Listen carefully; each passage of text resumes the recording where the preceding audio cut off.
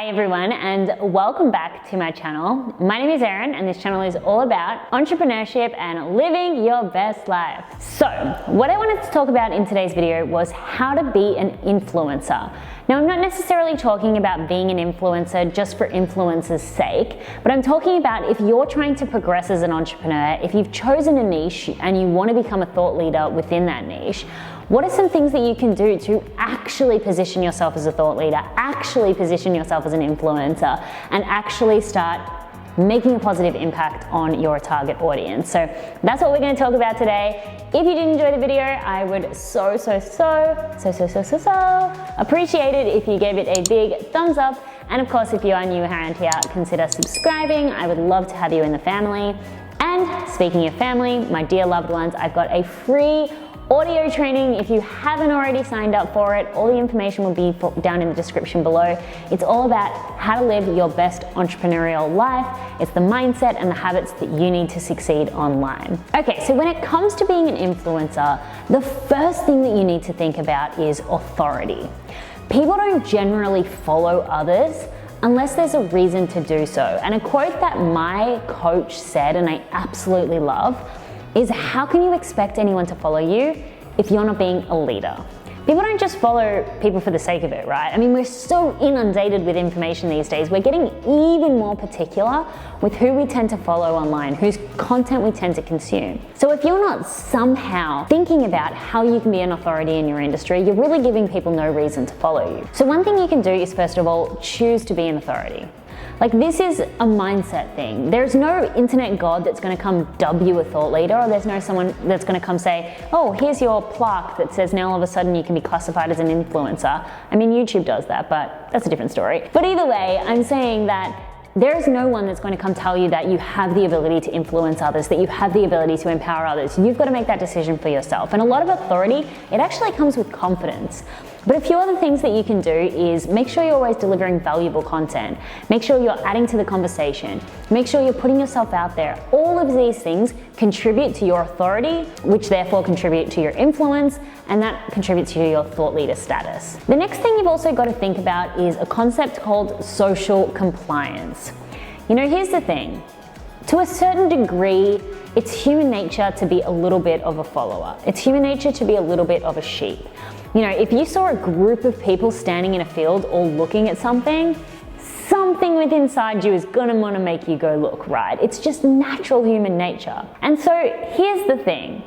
I'm not saying that you need to get a bunch of followers just to make more people follow you, but you have to really respect the people who are already following you and give them the best quality service or the best quality experience that you could have. And so other people see people in your community loving their lives, and they're gonna wanna join.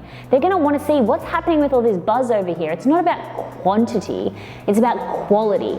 You know, say for example, just to put this in a very, very easy to understand way, if you had a Facebook group and it had 50 people in there, and you know, every single week you were hanging out with these 50 people and like coaching them and just giving them an amazing experience, the buzz that's going to be vibrating off that group is going to infuse in other people, and they're going to want to come join as well. So really what you've got to think about is, are you giving the people who are already following you an amazing experience, or are you just always looking for new people? Because you should be focusing inwards and then let that attention bring new people towards you. The next thing you've also got to think about is, of course, managing your brand. You know, what do people actually think of you? What are they saying about you? Do they even think anything of you at all? You have the ability to build a personal brand online. And the best thing about it is that you have the ability to influence that personal brand. Remember, your personal brand is all about what people think about you, not what you think about yourself. And so if you're coming out online, how are you acting? You know, are you staying in accordance to who you are trying to be, or are you being really inconsistent? You've got to manage your brand. If you want people to follow you, you want them to feel comfortable. And the easiest way to do that is to just be unapologetically you. I see a lot of people coming online and they maybe see someone who's a little bit, you know, out there or a little bit outspoken, and even if it's not a natural trait for them, they think that's what's successful, and so they go off and try to implement that. And what I think is that when you start being inconsistent, because it's really hard to act all the time, when you start to be inconsistent, it really gives people a bad taste in their mouth, and that's why they don't stick around and follow you.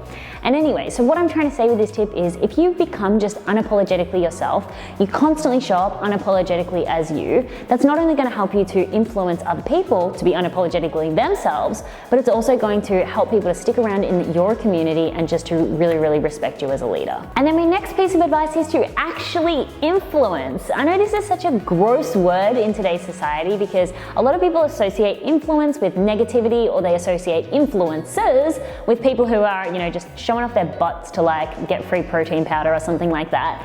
But ultimately, influence is a positive thing. It's getting people to take action.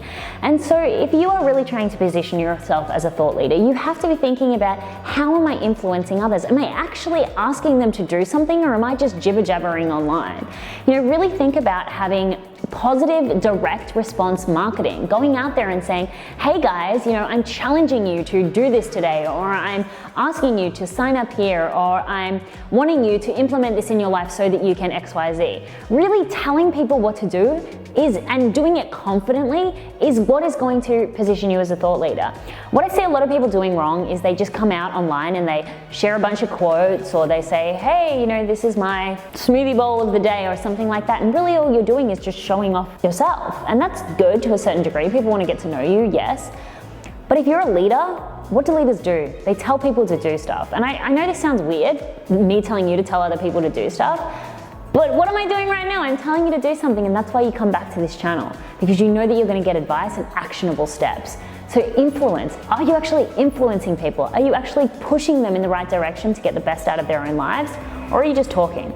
That's a question you should ask yourself. The next thing is you, of course, want to be a part of the conversation. I think this is really, really important, particularly if you're a business person, if you're an entrepreneur, and you've chosen a particular niche. You can't just stay behind your computer and just, be everyone's cup of tea. You have to have an opinion, you have to be polarizing, and you have to be a part of the conversation. So get yourself interviewed, write guest blog posts, think about thought reversal videos or thought reversal content, and I can talk more about that if you would like to know some more about it. But how can you actually change the conversation? How can you be a part of the conversation? I see so many people, and they're more curators than they are influencers, because all they're doing is coming out and they're just sharing maybe what they've learned. And I know I do a lot of that, but I also have my own opinions. I also say, this is what you're doing wrong and this is what you should do right. And I think that it's having that confidence, it's having that opinion, and it's having that thought reversal process that really helps people to trust you, because they know that you're serving them with a dose of cold hard truth. And then the final thing, and this is something that I teach all of my clients, and I go in much deeper in a lot of my group coaching programs, but it's you've got to walk the talk. You can't just go out there and say, hey guys, I'm a positive advocate for meditation, and never ever show anyone that you've ever meditated or any of the positive benefits of meditation in your own personal life. You have to be out there living and breathing what you say you are trying to influence people about. If I was here saying, I want to help you build a business, I want to help you to live a successful life, and you had no idea that I actually, had built a successful business, I wasn't documenting the fact that I was making as much money as I was, or working with the clients that I'm working with, if you had no concept because I hadn't been showing that stuff to you, would you really believe me? Probably not. I mean, people have a lot of reason to be skeptical online these days, and if you are not showing them that you are doing what you say you can do, why wouldn't they be skeptical? So those are just a few things that you can think about if you are trying to not necessarily be a butt for pretty If you are not trying to necessarily be an influencer just for the purpose of getting free protein powder, but you actually really want to make a positive difference in other people's lives, these are just a few tips you can implement to become a thought leader, to become known, and to have a really, really positive and successful career. So that's it from me. If you have any influence tips of your own, please do leave them in the comments below. And I thank you so much for watching, everyone.